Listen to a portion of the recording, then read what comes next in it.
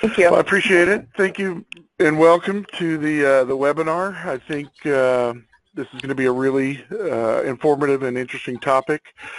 Autodesk has put a lot of time and energy into these solutions, and they've just recently rolled out what will be continued to be a developing project. But with that being said, I'm going to turn it over to Senior Technical Sales Specialist Joe Gould from Autodesk. Thank you, Corby. And share my screen, guys. You should be presenting now. All right. I'll pick on Clint for a second. Hey, Clint, can you let me know if you can see my screen and hear me well? Take a look at that chat box real quick.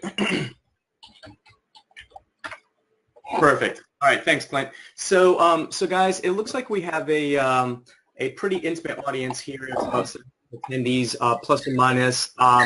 The idea really is if you guys have been in the industry for any specific amount of time, you know that probably one of the hot points of our industry and project-related delivery really is, and if someone could go on mute, that would be awesome. We get a lot of feedback. One of the things is collaboration, and that collaboration really can take many different forms. And if I asked, every one of you on the call what collaboration meant to you, I'd probably get 17 different answers. So just to kind of reiterate, my name is Joe Gould. I am a senior technical specialist with Autodesk. I've been with Autodesk for about 10 years now. I am a recovering architect, so 20 years of practice before that. So again, I'm going to cover collaboration. Many of you guys probably know it in years past as collaboration for Revit, as well as BIM 360 Team. So I'm going to walk you guys through some PowerPoint. I promise not to spend too much time on PowerPoint, even though I know everybody loves PowerPoint. I want to get to the meat and potatoes, and that is really BIM 360 design and Revit Cloud work sharing. Now, to kind of address that, the way I broke this out is into three pieces. I broke this out into an issue. I broke it out into what I'm hearing from customers or what I've experienced myself in the industry, and then a solution. So the first one is the concept of collaboration. So again, there are many tools out there literally for you guys to collaborate with from a standpoint of project-based delivery. And I'm not here to tell you which one's right, which one's wrong. I'm not here to tell you that, hey, you guys use FTP, it's not the right way to go. But there are some efficiencies and there are some inefficiencies. And what I see on the screen right now is probably about the 4 or 5 most recognized ways for us to collaborate out in the industry. And that is FTP. So, I have an FTP, somebody logs into it, I share data, such as SharePoint. The challenge with FTPs, of course, is they can be expensive, complex, and we always need IT on point to help us kind of through that. As I move along to the right-hand side, we have network drives. So, think of a physical drive, a physical server somewhere in an office. Regardless of whether we're working with consultants, we may have satellite offices. And then the idea behind that is how can we share our central model and give access to those folks while minimizing the latency between satellite offices. Okay. So again, IT spend, hardware upgrades, et cetera, et cetera. I'll move to the right, basic cloud storage. So if I threw out Dropbox, which I'm pretty sure I hear in every conversation I visit with an architecture, engineering, construction firm, I hear Dropbox. Is that a way to collaborate? Yes. It's a way to move data back and forth, but it's not specifically built for our industry. And what I mean by that is Dropbox isn't going to care if I'm sending an MP3, a video file, pictures of my kids, or a Revit file. So it's very general in nature, and it's not going to do things like versioning. It's not going to do things like, making sure that I have the latest and greatest, et cetera, et cetera. And of course, there are point cloud solutions. I could go on and on. I don't want to beat this to death. There's been a shift in project execution, and I say that not necessarily from today. If I look at the last maybe 3 years, plus or minus, as a recovering architect, the way that we would start off a project, and we would we'd hand off or transmit our data at certain points in the project. So milestones like CD to DD, SD to DD, et cetera, et cetera. The challenge is that transmit button. We literally have to either send it in an email if it's small enough, FTP, yada, yada, yada. And this even relates to collaboration for Revit even 6 months ago. And what I mean by that, guys, is basically if I had C4R, I was preaching a single repository. Now, that's kind of true and kind of not true. It's true for our design team. So again, if I am working with my consultants, so I have a structural, I have a mechanical engineer on board, then yes, it was a single source of truth, C4R and BIM 360 team. However, at some point when I want to hand that project off to the contractor, I would literally need to download and transmit all that data so that they could take it into BIM 360 docs to start utilizing that data for, field reporting, for RFIs, for issues, et cetera, et cetera. So even as early as 6 months ago, this was broken. So the way that we want to do this now, or the way that we're approaching this now, really is a desired execution or a single source of truth. And the way that we do that is we now put BIM 360 at the center. You'll probably notice from a naming convention standpoint that we've gone from BIM 360 Docs, BIM 360 Glue, BIM 360 Team to simply BIM 360. And there are modules inside of BIM 360 that are applicable to whatever phase or whatever task that you're trying to accomplish within the project lifecycle. So I love this graphic in that what you'll see here down the bottom is kind of like a sandwich. And in the middle is project data. BIM 360 document management is that spine that's going to pull everything together. So if I did this presentation 6 months ago or a year ago, I would have been telling people, guys, take a look at BIM 360 docs. It's definitely worth an investment. It's worth looking at right now, wink, wink. Kind of giving them a vision into the future because I knew that at some point the docs would be the spine for us to do things like design and then take that data into pre-construction and then field execution without having to go to different siloed pieces of software to get the job done. So what we're looking at basically is because we have that project data, because we have BIM 360 docs at the center, we can fluidly move the project from design without having to transmit or download or e-transmit or package up anything. A contractor or a subcontractor can literally come in and pick up right where we left off. Now, I'm not suggesting that they're going to leverage our model because as designers, as architects, we don't build the model the way the contractor needs it, but at least that handoff for them to take that model and carve it up the way they need it and then do things like coordination, clash detection, work checklisting, the whole 9 yards, will allow them that fluid design conversation. So this is basically what we're looking at, a single source of truth, and I'll show you this live, but this is the project home, and when you guys sign in and you have access to BIM 360, literally this is a dashboard view of your entire project. So you don't have to worry about toggling to different modules if you don't want to, because each one of these, from project address to field issues to checklists, and more importantly design packages, which we'll talk about in just a little bit down the bottom, each time something's posted to there, those are hyperlinks that will immediately take you to what you need to do, what you need to view. So basically a great dashboard of not just design, BIM 360 design, but also a great look into your entire project.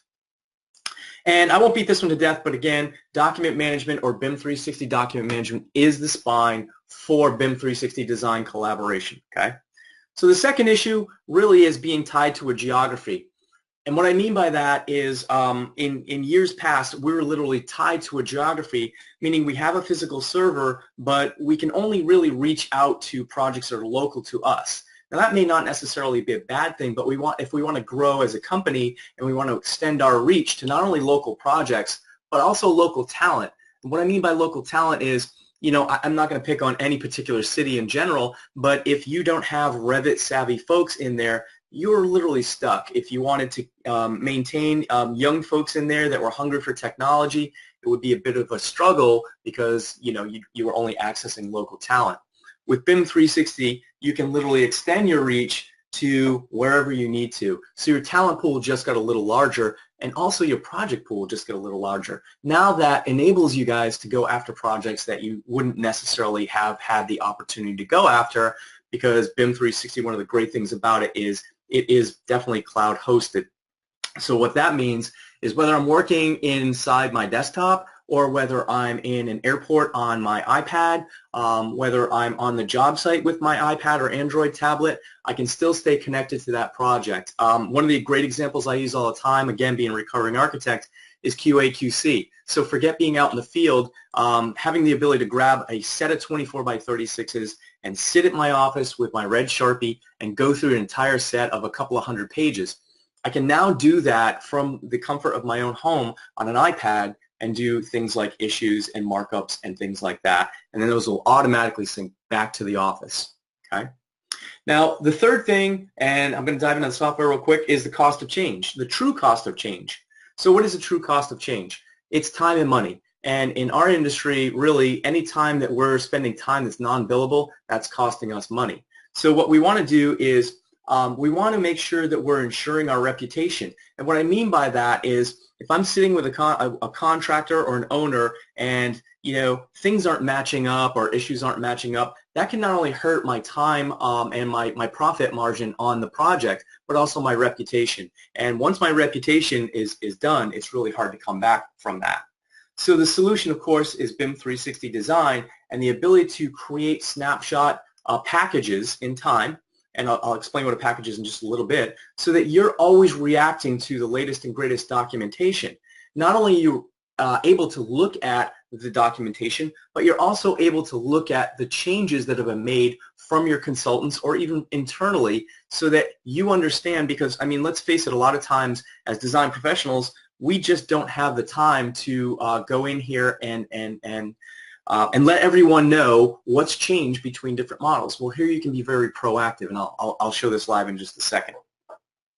So let's get out of the PowerPoint for a second, and let's dive into, I was going to dive into Revit and start here, but really before I even dive into Revit, what I want to do is I want to go into BIM 360.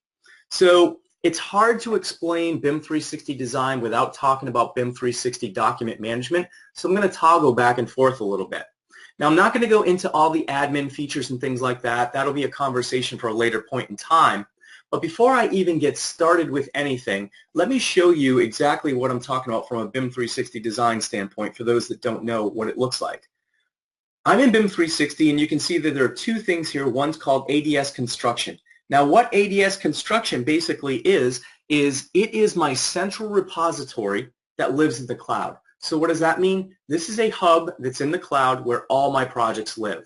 So simply, if I pull this down for any reason whatsoever, I have access to all the projects that I am entitled to. So I can easily toggle between different projects. I don't have to worry about bookmarking pages or anything. They're all available right here, so I can smoothly transition to connected project delivery or connected BIM. Okay, so these are all the projects in your hub. What we're looking at here is, right now I'm in the Project Admin tab, but if I go to this waffle over here, this is fantastic because this is where my project home is. This is my document management module, project management module. The two we're going to spend time on today is document and design. And when you sign in, you may not have access to all these. It really depends on your company admin. You may not need access to field management or cost management.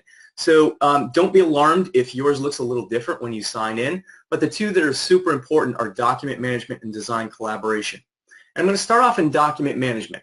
So remember, if I toggle back to the conversation I had just a moment ago on the PowerPoint and I showed you that sandwich, that document management was a really important piece because that was all the project data, and that's where all the data lives. So right now we're in there, and it doesn't look like a whole lot because I haven't really added anything to plans. I would explain that at another presentation specific to document management, but what I want to show you guys is project files and each one of these subcategories. These subcategories represent my architecture firm, my MEP firm, my structural firm, and you'll also see a shared folder. These are the folders that when you are initiating Revit Cloud work sharing and you are collaborating with others outside your office, these are where you're going to point your model to from Revit. And the first question I usually get is, how do you create these? Well, the project administrator is going to come into project administration, and it's very easy to create. So let's say, for example, I have a new company that I want to add. Let's go to the Design Collaboration tab, And you guys saw that I had architecture, I had MEP, and I had structure. And here they are again, and here's a location or a path to where the files are actually found. Kind of irrelevant right now, but there's also a snapshot as to how many members are in each one of these teams. So how to create a team? It's very simple. I say, hey, you know what? I have fire suppression on this particular project. Let's go ahead and add them. I'm going to go ahead and add. So I'm going to type in the name. Now, it doesn't matter if it's company name or if it doesn't matter if it's general. You can go back and change this at any point in time, but you can see that very quickly it's created fire suppression. Now, I'm going to come back to this, but what I want to show you is if I go back to document management, and sorry I got to toggle between these two, but I think it's very important to set the stage. If I go back to document management, what will happen is it has already created the fire suppression folder for me, okay? And if I look in that, you'll see that there's a consume folder, and we'll talk about that in just a second too. So now that I've created fire suppression, okay, and you wouldn't do this every single time, just to be honest. You probably do it once, maybe twice. I want to add team members to this.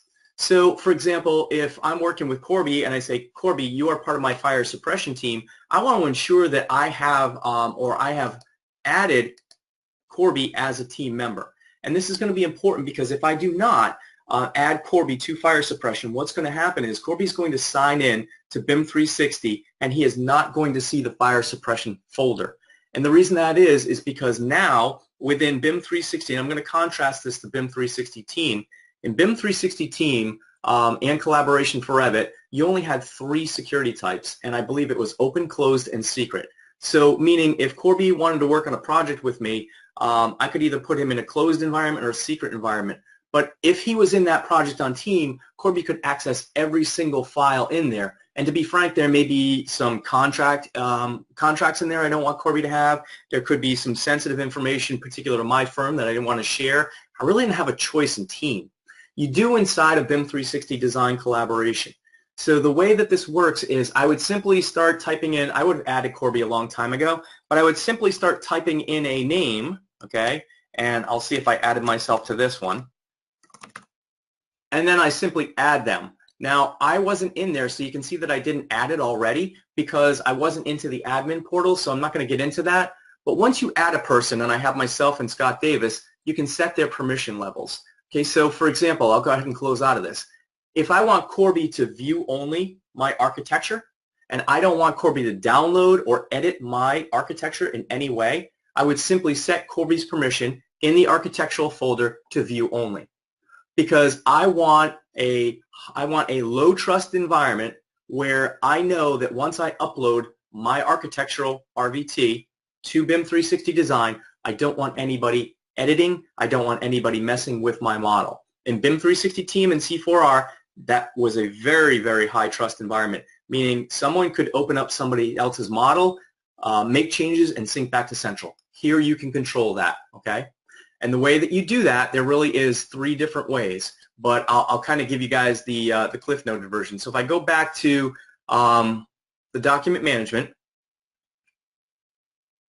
and I look at some of these folders, particular fire suppression, if I click on the radio button, you can see that there are permissions. So again, that permissions, I can either set by role, company, or individual, or email address. So for example, if I didn't want Scott Davis, my colleague, to have full control over here, I could simply set him in view only. So Scott would sign in, he would see view suppression, he would see the RVT model, he could download it, but there's no way he could upload that model all over again. So the important thing is that we've got our models, we've got our folders set up, okay? Now I'm going to go into Revit. So very easy to set up folders, very easy to give people access to it, but a very important part of setting up a project. And again, just to reiterate, this is going to happen every single time, okay? So now if I go into Revit, you guys can see that I already have a structural model open right now, but I also have a blank model here. This is a standard architectural model. It has not been shared on the, template. It has not been shared on the cloud. And the reason that I know that is because the Collaborate tab up here is highlighted. Whereas if I just simply tabbed over here to a project that's already open from the cloud, the Collaborate tab has disappeared. So it's intuitive enough to know that the projects I'm working on are either cloud shared or not cloud shared. They're local. Now I open this up specifically to show you guys how to engage this. So let's say I'm going to put 20 years of architectural work to practice for you guys, and I'm going to draw my model. I'm going to create my backdrop. This is the backdrop now that I want to get to my consultants. And the way that I do that is I come up to my Collaborate tab. I initiate collaboration. The first thing it's going to do is say save the model and continue. And I know this is going to ask me to overwrite it. I'm going to go ahead and save that local cache. And what that save is doing is it's creating a local cache on my machine. And I'll explain why that's important. The way that BIM 360 design works is the first time that I initiate it, which I'm about to do, and by the way, you can either collaborate within your network, so think of that server approach, or you can do BIM 360 document management. Very important, I'm in Revit 2019. If you guys are in Revit 2018.3, there will be another option here, and that says to collaborate within BIM 360 team. So I want to just show you the document management today. So I'm going to go ahead and I'm going to kick this off. Now what's going to happen is once I kick this off, it's going to take this model, this local model, it's going to ask me if I want to rename it. Most importantly, it's going to say, well, what hub, remember I talked about that, what hub do you want to assign it to? What project do you want to assign this to? Okay. And then, you know, what folder structure? So here's that fire suppression. Guys, had I not created this back in the early stages when we start off inside of BIM 360, then this wouldn't be here. I'd have to cancel out and start all over again. So I'm going to say I want to send this to fire suppression. I'm going to go ahead and I'm going to initiate that. And what it's doing is it automatically starts work sharing. So what that means is basically by default it puts everything on work set 1. So you'll have a little bit of homework to carve this up into work sets that are manageable. So core and shell, vertical circulation, level by level, whatever you guys decide. It's uploading the model to the cloud, but when I hit that save button initially, it created a local cache. So what this is going to do is it is going to publish the first time I kick off BIM 360 design, it is going to take my entire model and publish it out to the cloud so that literally those people that I gave access to can automatically start using this to link into their Revit files. So that's how quick it happens. Now the next time I go to open this, let's say tomorrow I open this, what it's going to do is it's going to compare my local cache to what's out in the cloud, and it's only going to download the delta differentials. So where we're seeing increases, or I should say project efficiencies, is we're not like in a server approach, we're pushing up the entire model, we're pulling the entire model down. So 500 megabytes, we're pushing up, pulling down, pushing up, pulling down. Here, we push up 500 meg the first time, but we may only be pushing 10 megs the next time, 20 megs, okay? So huge decreases in sync to central time. So, so that's it. So basically, I'm coming back to this. Now, if I went to my document management here and I were to refresh this, what's going to happen, or what should be happening behind the scenes, is now as I go into fire suppression and I take a look at this, it's automatically starting to host itself in here, okay? So what that means is it may take a little time for this icon here to change a little bit, okay? So we're not going to wait for that because I already have one kind of, I'm pulling a Martha Stewart on you guys. I already have one kind of pre-baked, but I want to show you the process, and it's very, very user-friendly to go ahead and do this. So again, now as I make changes, and we're going to go back into Revit. So that's the first time. So as I make changes to this, I want to ensure that my consultants have the latest and greatest. So the way that I do that is you can see that I have two buttons up here. One's Publish Settings and one's Manage Cloud Models. If I go to Publish Settings, the easiest way that I can explain this dialog box is think of a print dialog box. You want to create a package, is a good word, of sheets and views that you're ready to share with your consultants. So up here you guys can see that I did a 50% design development set. It's very easy to create a new package simply by selecting here and putting 75% or whatever makes sense to you guys. So I've just created a new package now, 75% work in progress, and show and list all views and sheets in the model. Now, there's a pull down where you guys can adjust this, and you may say, well, you know what, I only need the views in the model, or I only need the sheets that are available in the model. It's fully customizable as to how you create your package, okay? But you would go down here and you would select literally whatever you wanted to push up to the cloud, okay? It's that simple. You would hit Save and Close, and you would want to make sure that you sync to Central. Okay, so once you did that, now you want to get that data up. So all I've done so far, even though I synced to Central, I've created a package, and now I've got to get it back. Now remember, I'm sorry, I got to get it to the cloud. So remember when I said the first time we initiate collaboration for BIM 360 design is we publish. So we created our set. We want to get it up there now. We want to share it. So what we do is we come to the project in and of itself. And inside this project, you can see that I have a few models. There's that project 1, RVT, that rectangle I just created. Most importantly, here's an architecture and a structure. Now you can see that as I hover over these, some have a green check mark. Most have a green check mark. All of them have a green check mark. Typically, what that means is if I have a green check mark, that means that I have published the latest and greatest data, okay, so that all my consultants have all the latest data. If it's not check marked, what it will be is a blue rectangle with an upload arrow, meaning that I have the latest and greatest on my local machine, but I haven't yet distributed that to the team. And it really is super easy. You just click that upload arrow, and it will publish behind the scenes. So that package that I created earlier, all the sheets and all the views, will then be published to BIM 360 for people to take a look at. And what that looks like is this. I'm going to go into, let's see, I'll go into structural engineering. So this is one that I uploaded earlier. Now we're not in design yet. We're still in document management. But I wanted to show you guys that right off the bat, you guys can take a look into the large model viewer, and there's a lot of different things you can do here. If this were a BIM 360 docs conversation, we would be spending a lot of time talking about markups and issues and things like that. But we're not going to do that in this particular one right here because basically we're talking about design right now, and just want to show you that that model already exists in Revit and that model exists here. In addition, each time I publish, it automatically keeps track of a version. So what that means is at any point in time, I can look back at earlier versions and compare them, okay? And again, I can do it in docs, but this isn't a docs conversation so much so. But I did want to show you that, you know, in that fire suppression too, there's the model, and then this is the one that I created earlier. Now you're probably seeing shared folders. If I clicked on any one of these, you're probably seeing consume folders. Let me explain the ways that you can collaborate with others. In BIM 360, BIM 360 design, there are several ways to collaborate. In C4R and Team, there was one way to collaborate. So if I was working with Corby, I'm an architect, Corby's my structural engineer. In C4R and BIM 360 Team 6 months ago, any change that I made the minute I synced to Central and Corby reloaded his latest, my link, he would immediately see all the changes I've made. Now that's great for some, but others really didn't like that. So it was kind of a 50-50 on who I talked to. Some firms love the ability to have that instant update. Other firms did not. Were there workarounds? There sure were. But with this one, we want to give you guys choices. So what I mean by that is there are a couple different ways to link your model in.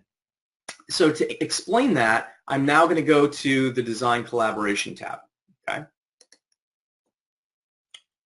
So this is the new Design Collaboration tab.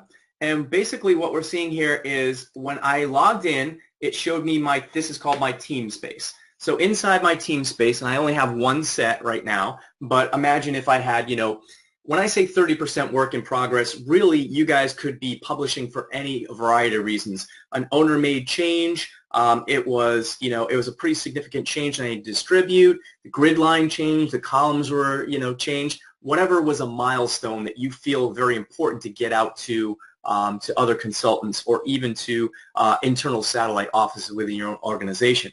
But this is my team space, so I'm a part of Architectural Studios, and these are my sets that I created. So let me explain what that means. If I do a pull down right here, these are called my swim lanes. So you can see I have architecture and I have shared. And if I expand it one more time, I actually have architecture, I have structural, I have MEP, and I have fire suppression. Now, what you guys are going to have to wrap your head around right now is I'm a project administrator doing this presentation. So at any point in time, I can toggle. You can see that I have that little point, that index finger that points up, meaning that I can go into different disciplines.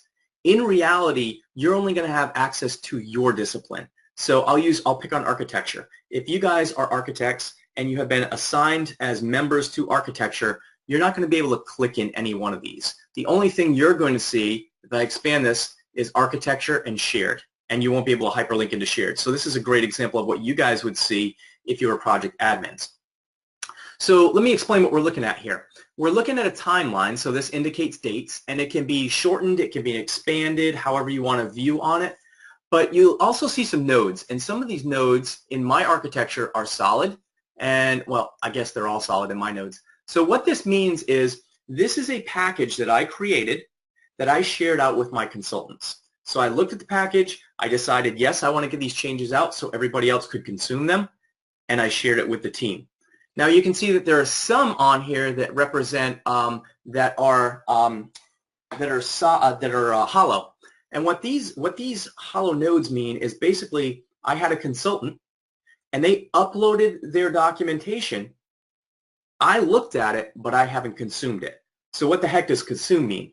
Consume means I have taken Corby's data, his package, and I have reviewed it. I'll show you how to do that in just a minute. And I said, yes, I approve these changes, and now I want to consume it. So what consume means is I want to replace my link inside of Revit so that I will have the latest and greatest updates, okay? So if I look at, and here's one with a number 2, meaning there were just multiple packages. If I double-clicked it, I could zoom in. So right off the bat, let's take a look at some of these packages, or actually I'll show you how to create a package, very simple. There's a plus button. And there's a plus button only on the architecture because I only have access to the architecture. So to create a package is very simple. What it's going to do is it's going to say what is the naming convention, and again this could be 75% work in progress.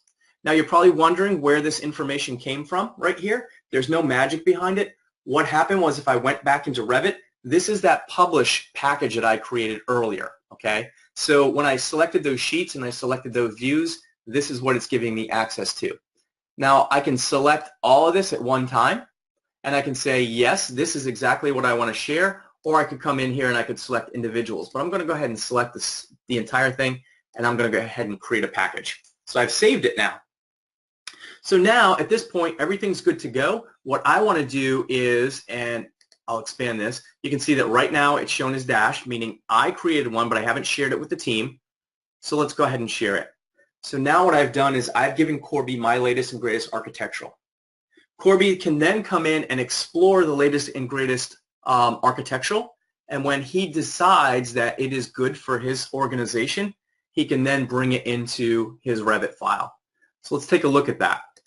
So if I explore the structural engineers, there's an explore button right here. So now in Architect, I want to look at the structural engineer. I want to look at the structural engineer's package that they distributed. In the large model viewer, I have the ability to rotate. I have the ability to kind of zoom in. I have first person. I have section analysis tools. So literally I can pull this apart or I can explore it in a variety of different ways. I have measuring capability too as well. So if there's a distance or an angle that I need to, you can see that we actually have snapping capability. So I can actually snap there and I can say, hey, this is off in the Y direction or whatever the case may be. And a lot of different tools that are available to you. And from a standpoint of what I really love, it's not just important enough to kind of take a look at, you know, this browser from a standpoint of, hey, what is this thing doing? What's going on here? But what I would want to know as an architect is what changes have been made from the package that you last created to this particular package. And the way that I did that, guys, and I'll do it one more time, sorry, is I went into the Show Changes button. And what it did was it basically put it into an environment where any changes were color-coded. So what that means is any new changes, whether that's property, whether that's geometry, whatever the case may be, has been added in green. Anything that's been removed will show up in red, and anything that's been modified, and what I mean by modified doesn't mean that, you know, hey, I added a 5th floor or a 6th floor. It could be that the properties of this particular geometry changed. So it'll even track that kind of stuff. So it's good to see that it looks like, to me, it looks like some of this canopy has changed, but it's not enough to just for me to see just a pretty picture. Again, if my license is on the line, I want to understand what's changed. So a variety of different ways, I can just simply select this, any one of the geometries, and it'll actually give me some information about it. So right now, on 6.1, so this is the latest that we're working on right now, this is all the information. But what's important to me is how did it change from 6.1 to 5.31, and the way that I can do that visually is I can say, well, let me take a look at what 5.1 did. And you can see that there's been a significant change in the depth of that beam size, okay?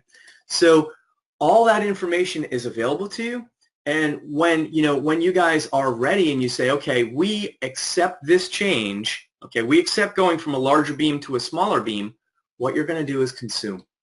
And the minute that, and I won't do it now, but the minute that you hit the consume button, what is going to happen is when I go back into Revit and I go into Insert and I go into Revit Link, I am going to cancel out of this. And when I go into Revit Link, I am always going to know that I am working on the latest and greatest that I had a chance to review. And what I mean by that is I reviewed this as an architect. I just reviewed the structure. This is good.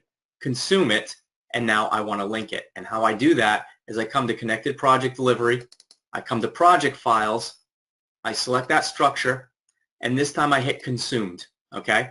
And then I would hit Open. Now I don't have access to it, but I would hit Open, and basically, I'm sorry, the reason I can't is I can't link my own file into my own file. Had I had the architecture open, it would have made sense.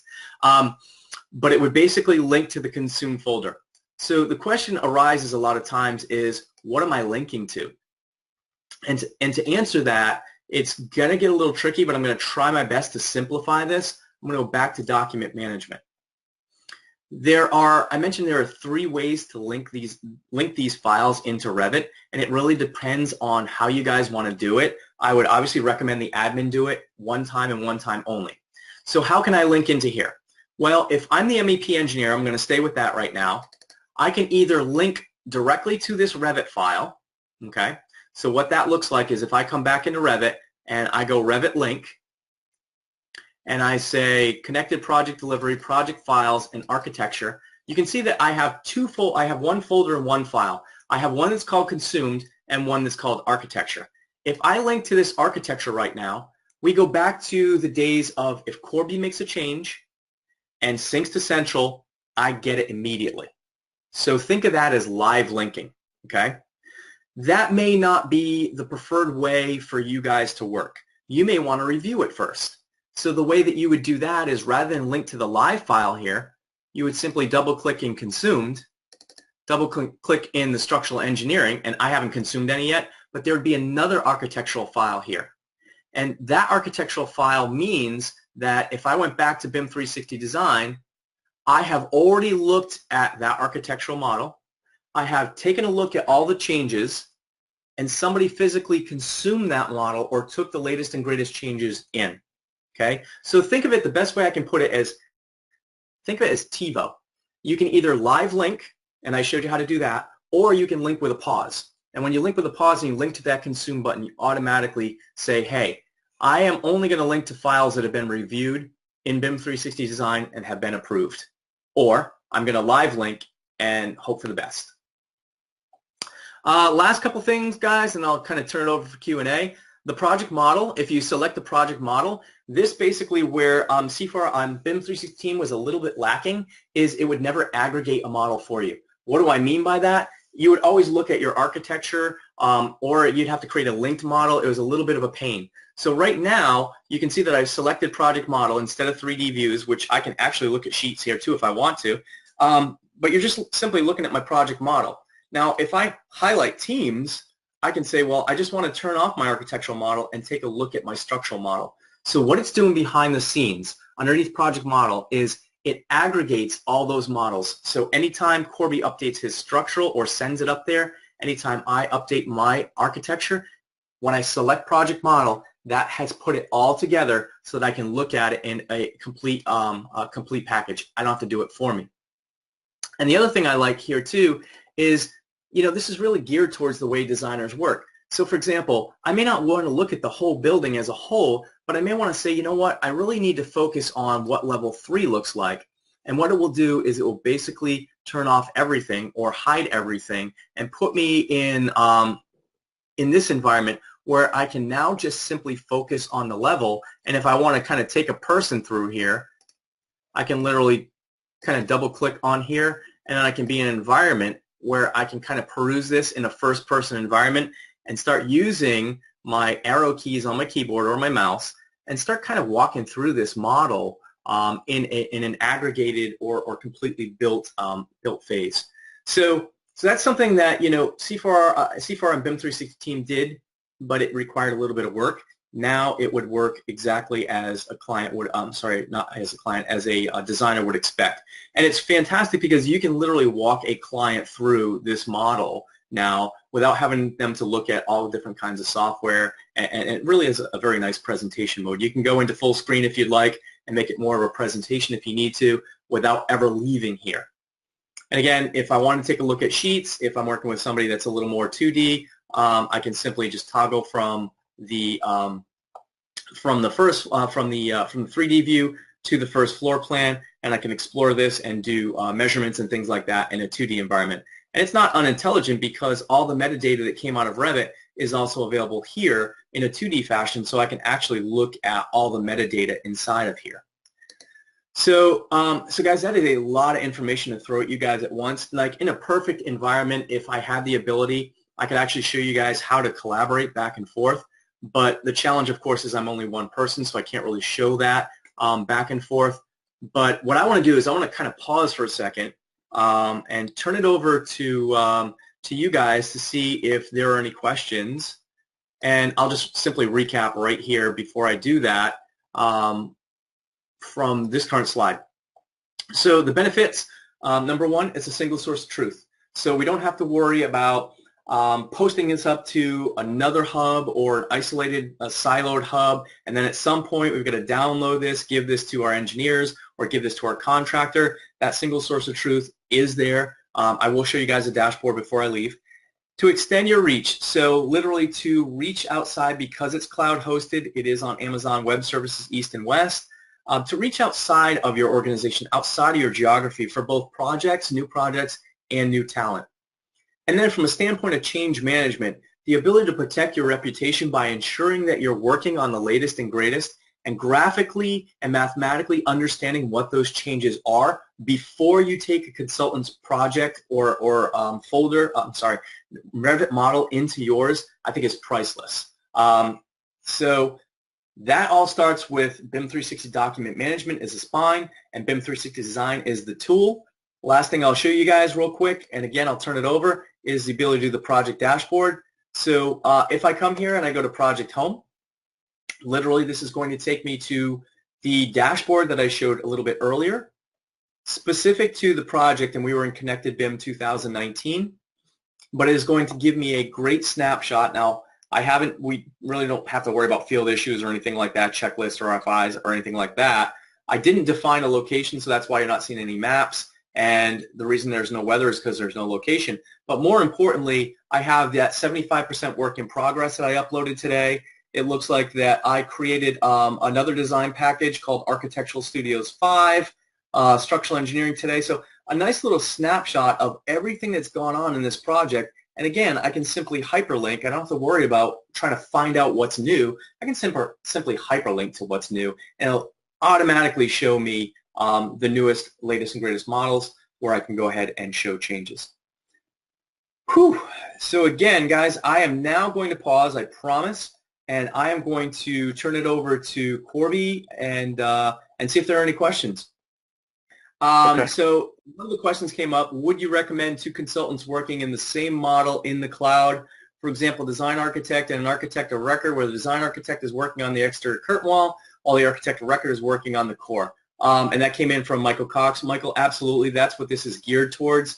I would obviously, and I'm sure you're well aware, I would obviously make sure that my work sets are set up appropriately, so I'm not continually, as I'm progressing, getting these editing requests and having to say yes or no, but that is exactly what this is intended to. So we don't have to, if we're working with even our internal offices, again, satellite offices, this isn't just a tool where you can use only with consultants. If you have satellite offices, you can absolutely work on the same model at the same time. I would highly recommend ensuring that the work sets are set up properly, but yeah, that's exactly what this is geared for. Thank you. Maria says we have been problems with A360 corrupting files. Just want to be clear, Maria, this is not A360 at all. A360 was, to answer your question, Maria, the best way I can say it is we love to confuse our customers, and I will take the heat for that right now for all of Autodesk on this call. We started off with A360, and then we had an A360 drive. We had A360 that turned into BIM 360 Team. We now have BIM 360 Team that turns into BIM 360 Design. So a lot of confusion. So I just want to make sure that from a standpoint I understand your question.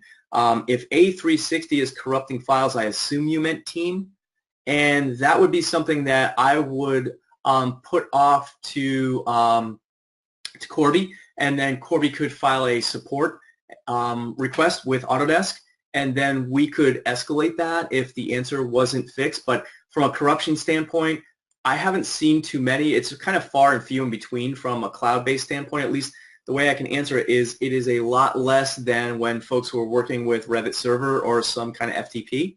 But I would highly recommend filing a support case, and then we can follow up with that from a corruption standpoint. Maria, so from a cost standpoint, I'm going to turn that over to Corby and his team. The other question you had, is it only available in 2019? No, it's also available in 2018.3. So just to be clear with you guys, if you guys have 2018.3, you have Revit 2018.3 is a transitional Revit. What I mean by that is we specifically created that version of Revit so that those folks that were working on C4R and Team had a vehicle. We didn't just say, hey, we're going to stop it and you're out of luck. You now have to, download all your data and get it in here. We want to give you guys a transition so that, if you had existing 2018 projects, you could continue to work on those, but however, any new projects, I would recommend using BIM 360 Design. So it is available on 2018.3. You'd have the option to either collaborate on BIM 360 Team if you had subscription to it, or BIM 360 Document Management. One of the questions was, Corby, what a price tag on this, and I didn't know if you wanted to get in on that. Yeah, I can talk with Maria because it looks like there's a couple things going on, technical issues and cost issues. So we'll before we start throwing pricing out, I want to make sure that we're on the same page. If it's truly A360 or one of the other 360 named products. Wow. Okay. So it doesn't look like there are too many more questions, Corby. So what I'll do is give you guys a little bit of time back to your day. I didn't run too long. So, if there are any questions or something, please reach out to Corby. He can get in touch with me if there's follow-up that needs to be had. Guys, I want to thank you so much for your time this afternoon, and have a fantastic weekend. So I'm going to turn it over to you, Corby. Great. Thank you, Joe. That was a really, really great webinar. I appreciate it. I wanted to thank everybody for joining us this morning. Both Autodesk and us here at Graitec truly think that the BIM 360 solutions are the future of how project collaboration is going to happen going forward. And the fact that the BIM 360 design has become Autodesk's fastest growing product really in the history of the company, it seems to support that belief somewhat. If you'd like to explore the BIM 360 solutions in greater detail, myself and your entire local Autodesk account management team are available to set up additional meetings. And as a quick reminder, Graitec is here to help you whether you need licensing, professional training, or project consultation. Consultations such as setting up Revit templates, or conducting health checks, be they on your model, your template, or processes. Again, thank you, everybody, for attending this morning, and we look forward to continuing to work with you guys. Have a great rest of the Friday.